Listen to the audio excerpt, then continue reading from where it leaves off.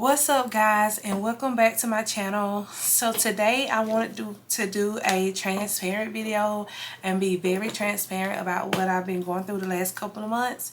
I'm gonna try not to make this video too long. I may do a part 1 and part 2, just depending on how long it be.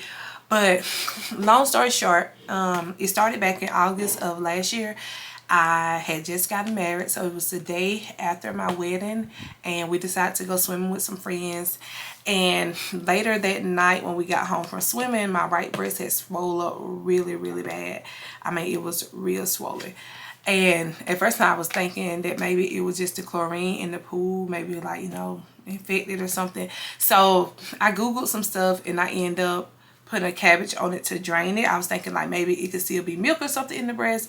So I put a cabbage on it and drained it. And when I drained it that next morning, it was like dark red blood. So kind of like old blood was coming out. So I was like, well, I don't know. So I stopped using the cabbage and I ended up following up with my current doctor that I had at the time. So I followed up with her. She saw me. She was like, it just may be like mastitis or something. I'm just give you some antibiotics to make the swelling go down and something for pain. So I went back home. Now mind you, this is in August. So I went back home. It didn't get better. So I ended up having like flu-like symptoms along with the swollen breast. So I ended up going to the ER probably like 2 days later after I had visited my doctor. So I went to the ER, and basically the ER doctor, he was kind of saying the same thing that my doctor was saying. He was like, he examined the breast and he was like, yeah, it's mastitis, blah, blah, blah. He gave me more antibiotics to take, and that was August. So October, the breast still just wasn't getting better. So I kept following up with my doctor. She really wasn't doing anything. So I ended up switching doctors. So this around about November, because the breast wasn't as swollen as was, but I could feel like a big old lump in the breast. So I ended up switching doctor because I felt like my current doctor wasn't doing enough. She wasn't really trying to get to the bottom of the problem. She was just still saying it was mastitis. So I ended up getting a new doctor, and instantly when I went to get examined, she sent me to do a mammogram and an ultrasound on the breast. So we did that, and then they sent the results and everything back, and that's when she informed me that it looked like I had like a lot of mass in that breast. And so she referred me to a breast health surgeon in Athens to kind of go, so he can go into more details of what it looked like and get me the proper tests and stuff done to get to the bottom of what's going on with that breast. So all November, we was running back and forth to Athens, getting scans done. I was just so overwhelmed, but we were just running trying to, because he was like, he's pretty sure that it was, breast cancer. That's what it looked like. But he was like, of course, he still had to do a biopsy and all that to kind of confirm what it really was. So we did all that in November, and then right before my birthday in December, I got the call. I said I wasn't gonna do this, but anyways, I got the call that I had stage 3 breast cancer. I ain't gonna lie, y'all. It's like I felt like my world just came crashing down. I didn't tell nobody really right off. Of course, my mom and my aunt, because that's who had been going me the whole time to all the appointments to kind of find out what was going on. And I told, of course, like my boss at my job, but I didn't tell my kids right off. My husband knew, and my best friends, they knew. But I kind of wanted to keep it secret because, like I said, it was kind of like, I was like, I've heard of this happening to people, but not me. Like, I never thought this would happen to me. So I didn't know what to do. And like I said, it was right before my birthday. So my mom had planned me a birthday dinner, but I had told her that I wanted to cancel. I just wasn't up to doing anything. But of course, my mom being who she is, she like, no, we're going to have that dinner. You're going to interact with your friends. So she ended up planning the birthday dinner. It went good. I reconnected with one of my old friends, and me and her talked about what I was going through. And then Christmas, I didn't go around nobody. I just wanted to kind of be at home with my immediate family. So we didn't do anything for Christmas or New Year's or anything. We just kind of stayed at home. And then my doctor, he was stressing to us that the type of breast cancer that I have is a very aggressive breast cancer. It start in the duct in the breast, and then it just kind of go all over the breast. And he was saying that the mass in my breast was so large, it was like a 12.5 centimeters. He was like, that's the largest he had ever seen a mass in a breast. And he said that it was so large that there's no way that he would be able to save that breast. So, you know, he told me what my options was. So of course I would have to have that whole right breast removed. So he was like, he wants to start, you know, treatment immediately, move fast, because it was spreading fast. It had already spread it from the right breast to underneath my arm. So I started chemo January the 16th, and y'all, I'm gonna just give it to God. I cannot believe that I have made it this far with treatment. Chemo, when I first started, it had me so down bad. I couldn't get up. I just literally cried for days. I was hurting, I was aching, I was nauseous, I was vomiting. I mean, it was so bad. And when I first started, I was going to chemo every 2 weeks. I had 4 cycles of every 2 weeks. So I told my mom, I was like, if this how it's gonna be the whole 16 rounds, I was not gonna be able to do it. So I end up, by the grace of God, making it through my first 4 rounds of chemo. And then I got on a plan now where I have to go every week for 12 sessions. So I am almost at the finish line. These sessions that I have been doing, they have not been doing me as bad as the first round. Just had me very tired. I did lose all my hair, my eyebrows, my lashes. Like, I don't have any hair. Another side effect, my fingernails, it make my nails and toes really dark. And what else? I was getting mouth sores when I first started, but most of those side effects has a side. So right now it's just very fatigued. And what else? Let me see. I don't want to miss anything.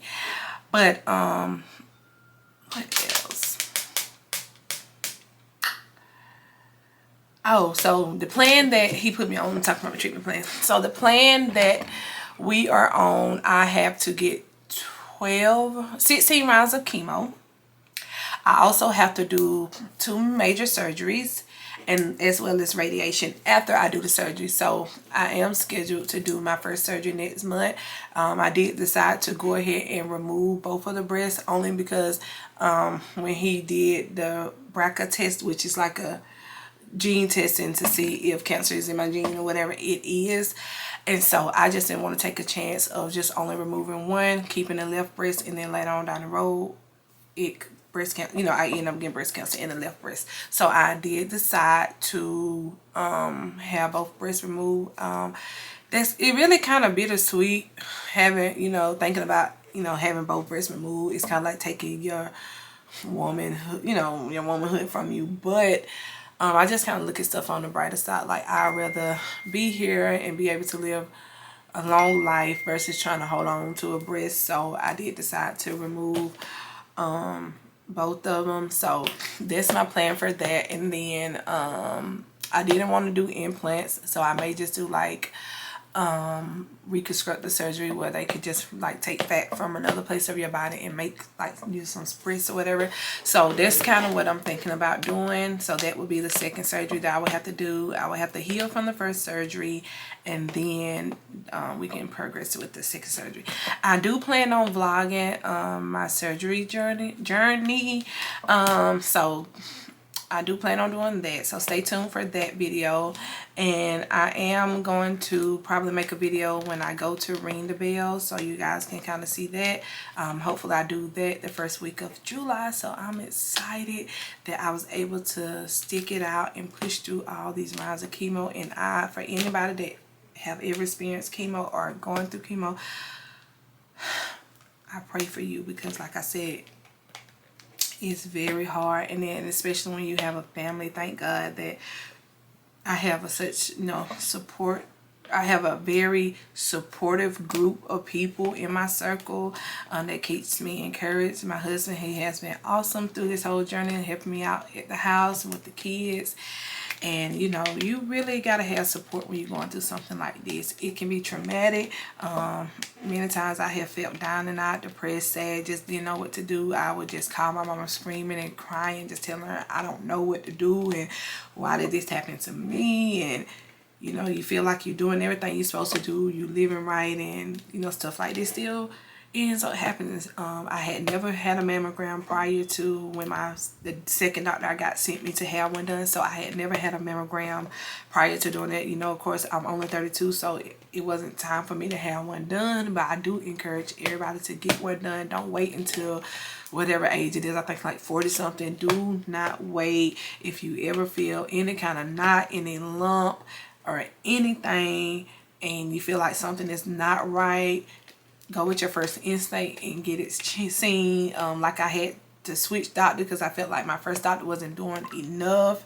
And do whatever you got to do. Make sure you stay on top of your health. Is so important. And like I said, it wasn't time for me to have a mammogram. So had I not switched doctor and brought this concern to her, I would have never found out. And like I said, it was already at stage 3 when we found out because of how big the mess was. So that's my story, and that's what I'm going through. I just want to encourage anybody that's going through this to not give up. If I can do it and make it through as hard as it was on me, then you can too. So make sure, ladies, you go get your breast checked. You stay on top of your mammogram. Don't wait to a certain age to get it done, especially if you have any type of cancer that runs in your family. Just make sure you get yourself seen about, so hopefully you can catch it early if it is something. And y'all just watch your body. You got to know your body, you got to know yourself. And I knew something was going on because I had been telling my mom before my wedding that I just was so tired. I didn't have no energy. My eyes and stuff had started looking weak, so I knew something was going on. And so I just told myself that after this wedding is over, I was going to make an appointment to get my breast seed about anyway, because I could feel a knot in there. But it's like after we went swimming and it swelled up and all that, like I had to immediately, you know, figure out what was going on. So I'm glad I did, and I'm glad that I am still here to tell my story and take you on my journey. Like I said, I didn't want to make this video too long, so I think I'm going to cut it off now. But thank you guys for tuning in. I will be back. I can't say when I'm going to upload another video because, like I said, I am getting treatment every week, and it do have me really, really tired. And lately, these last 2 treatments has been having me feeling like real nauseous and sick to my stomach. So, I try to hurry up and come on and do this video, even though I'm not feeling my best today. But, I was going to do this video without my wig on, but I'm not at that stage yet. A couple of people have seen me without my wig on, but I still got, you know, some more time to get to the stage where I'm comfortable with showing my, you know, bald head and not hide behind this wig. But until then, I will see you guys next time. Make sure you like and subscribe to my channel, and make sure your bell notifications are turned on so you will be notified when I post another video. Thank you guys for tuning in. Bye.